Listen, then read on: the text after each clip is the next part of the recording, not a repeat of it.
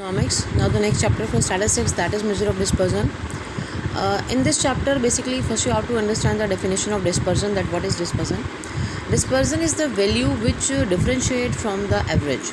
Like if you are having any central tendency, central value, then how much it is away from the values given in the series, that is measure of dispersion. So basically it is the extent to which the value is distribution in a distribution differ from the average of the distribution. It indicates lack of uniformity in the size of the item. So in this way we can discuss it with an example also that is given over there. So there is a x and y, two values are there, these are the marks, and then mean has been taken, 40 is the mean, and then z is also there. Then there is a mean has been taken for all the three series, for all the tests. Then it is to be seen that in the case of x, 40 marks is the perfect value for x, and but in the case of y, as you can see, there is a another marks also, that's a different marks, 36, 35, like then these are the marks over there. So 40 you can it's a good representative, but you cannot say it is a perfect representative. It is close, it is basically close to almost all the other figures.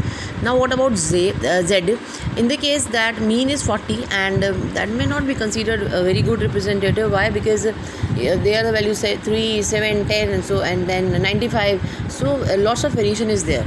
So in the case of z, it is not 40 is mean is not considered as a very good representative, or you can say not a good representative. So in this case we can say that average are same basically over there, but there is a problem that average is not sufficiently enough to they represent all the values.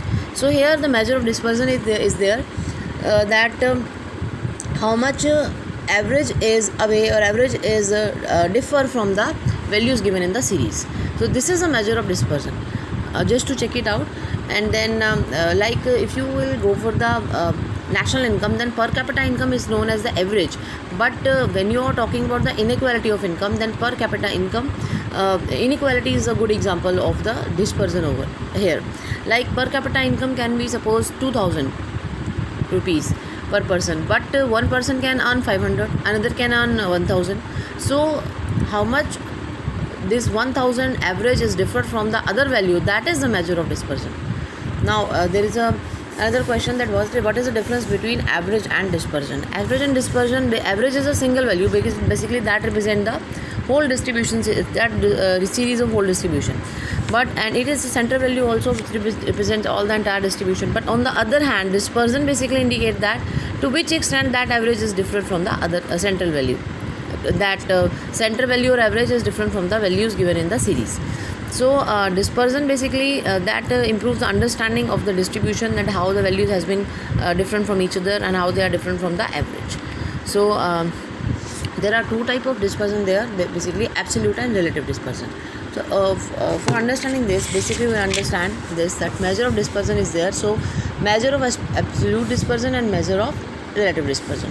So measure of absolute dispersion, basically here range is given, that is cut out from the syllabus for this year.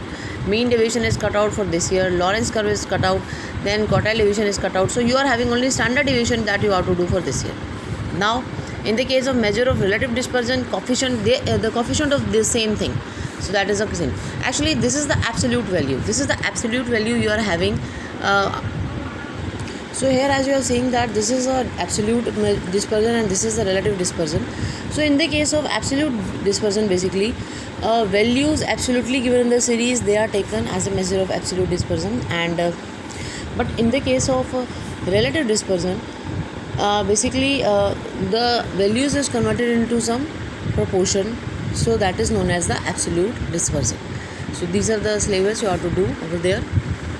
Here is also difference is given over there, the absolute measure basically which is expressed in the terms of original value of series are termed as absolute measure, and here is the relative measure, that is the measure of dispersion which are expressed as which is measured as a percentage or ratio to the average, as termed as the relative measure. So relative means you are doing the comparison in spite of having different unit of measurement. So as per relative measure, the comparison can be possible, if or the measure of dispersion can be possible. Even the value, one value is measured in terms of kg, another value measured in terms of liter. So in this case also you can do this relative measure figure or relative measure formulas you can use over there. But in the case of absolute value, you just need a 1 unit of measurement to carry on your question. So that is absolute measure are expressed in a very concrete units, that is in rupees or in centimeter or in kilogram or gram. And these type of absolute measure, they are not suitable for comparing the variability of two distribution series which are expressed in the different unit of measurement. So relative measure can be used for different unit of measurement because they are terms in the, they are converted into the percentage or ratio, right? So that is why. Now what are the objectives of measuring dispersion? That is basically to test the reliability of an average, whether the average is the actual is truly representing the series or not. For that, measure of dispersion is to be done, and then to compare the extent of variability of two or more distribution. Then how much one distribution series is vary from other, because as I told you that the measure of dispersion is just discussing or explaining that how much average is different from the other value from the series. Now to control the variability itself, definitely if you will get the variation, then you will definitely get the control of that variability, how you can control that variability, why the values are different, and then to facilitate and to serve as a basis for the future statistical analysis. So measure of dispersion basically that tells you that computation of various statistical technique like correlation, regression, test of hypothesis, they are using for the future prediction, they are used for the more analysis and more analysis in deep, that is basically through the measure of dispersion. Characteristics of good dispersion, they are saying that it should be based on all observation. Definitely all the formulas which is given over there, they cover all the observation, and for that standard deviation is considered as the better one. It should be rigidly defined, all that, and it should be easy to calculate. Even the formula should not be much typical. It is not unduly affected by the fluctuations of sampling or also by extreme observation. So measure of dispersion should not be affected, the formula in such a way that it should not be affected by some extreme value, and it should be capable of further mathematical or algebraical treatment, and that is also quite possible with standard deviation. So out of all these a measure of absolute dispersion, standard deviation is considered as the best one, and which is in your syllabus also, fine. So we'll do standard deviation question.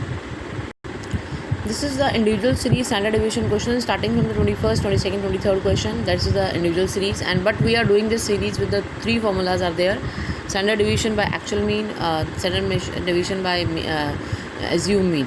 Direct or shortcut method are there. So first of all, I will do 23rd question for you here,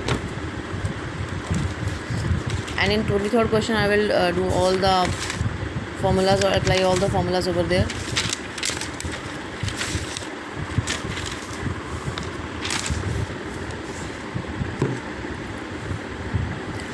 So first of all, actual mean method. So this is the actual mean method in individual series. So this is the series 160, 60, and that is given over there. And then we'll take the deviation. This is deviation from mean. First we have to take the mean. How can you calculate the mean in individual series? To sum up all the number and then divide it with the total number, that is 10 over there. So likewise 1, 2, 3, 4, 5, 6, 7, 8, 9, 10, and then this is the mean. And now you have to calculate the deviation from mean, that is x. X is representing the deviation from mean. 160 minus 163, 160 minus 163. 163 mean will be deducted from all the series. Likewise, you will get the figure answer in minus and then 0, 0, 1, 1, likewise 7. Now you are to, this is the deviation from mean. Now there is a square of deviation from mean. The deviation from mean is considered as x, and now it is x square. 3 3s are 9. So when will 3 minus 3 into minus 3, then minus become plus, and there will be 9. So all the figures will be in positive now. 1 1 1 1 and 2 2s are 4, 3 3s are 9, likewise 7 7s are 49. So likewise you are to square all these x, or you can say measure deviation from mean. Now you have to take the sigma. Sigma means total of this sigma x square, that is 74. Now mean is equal to sigma x upon n. That is we have done 163. Now the next formula is standard deviation. Standard deviation is represented by this, like this. that this is known as standard deviation. And the formula from actual mean method, that is root sigma x square upon n. So that is the sigma x square you have to take. This is 74 by 10, and when you all will calculate this root, now you have to calculate the root. For calculating the root, first you will divide, that will be 7.4, and for taking the root you must know how to do with the decimal or without decimal number. So that is 2 to the 4. When you are taking the root, you have to you can take the figure 2 to the 4 or 3 3 is 9, 4 4 is 16. Likewise you do the root to 2 to the 4, 7 minus 4 3, and for root what happens that you have to make the pair. So that is 7.4. The pair will be 40 will be the 40 will be the same, and 7 will be the individual. So 3.40 you will get the pair. You will take out the pair as the next number for division. Then that is 2 to the 4, and now for the next number you have to do like this, like 2 to the 4 you are having. Okay, this is you are having. Now for division you have to take like this. If you will write 7 over there and then 7 over there. Likewise, now 47 sevens are is 329, so that is the perfect one. Now it will be 1100. Now you will take another pair over there, that will be come out like this. And now 27 plus 27 to the 54. Here you have to do whatever the figure over there as a quotient, you have to multiply it with 2. 27 to the 54. Now the next figure you have to take, this is 54, and for division like you will do this. 2 is 2, you have to put 2 in 2 ways.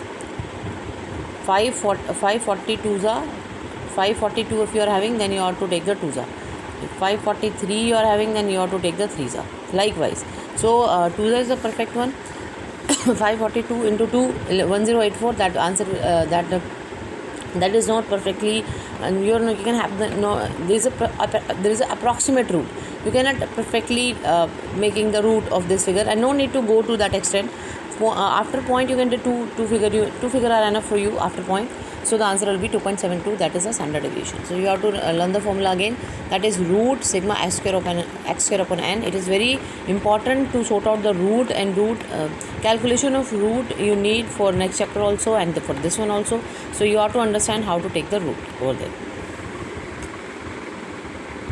Now calculating the same series through direct method. This is the series 160. Likewise I have taken the series again, and then what you have to do with direct method, you have to just x square you have to take. So whatever the x value is there, you have to make the square of this. 160 into 160, 160 into 160, you will get this. 161 into 161, you will get this. So likewise you will get the whole figure, and then sigma x square, that is 265764. Now the formula is over there, that is standard deviation is equal to sigma x square upon, this is sigma x square you are having, upon n minus mean whole square. So mean you have calculated for this series, and again you are calculating the mean. Mean is equal to 1630 upon 10, that is mean. Now standard deviation is equal to this sigma x square upon n minus mean, that is given over there, whole square. So you have to sort out all this, and you will get this figure in this way. This is the figure you will get, and then again 7.54 you are having for your standard deviation. I just calculated the root for this, and again the same root, 2.72. You will get the same answer from all the methods basically. And now the next method is there, that is assumed mean. Assumed mean, that is a shortcut method. Values are given, and now you have to take the assumed mean. Like I just have taken the mean 163 because I got it the middle value for all that, so I just took the mean 163. So 163, here what you have done, 160 minus 163, 160 minus 163. Likewise you will get all the values, and you will get sigma d, that will be 0. After adding up all, you will get the 0. 7 8 9 3 3 6 7 8 7 8 9, and there is a 6 7 8 9. So you will get sigma d 0, and then d square you have to do 3 3 is 9, 3 3 is 9, 2 2 is 4, 1 1 is 1. Likewise you have to do, and then you will get the sigma d square, that is 74. Now the formula you have to learn, that is sigma d square upon n minus sigma d1 upon sigma d1 whole square, and that is in the under root all the values. 74 is the sigma d square upon 10. This is 0, so the answer will be 0 over there, and again you will get the 74 by 10, and while solving the root as I solved in the actual mean method, you will get the 2.72. So likewise you will do the question standard deviation through individual series. So you have to do 21st, 22nd and 23rd, and with the same corresponding example for this. Fine.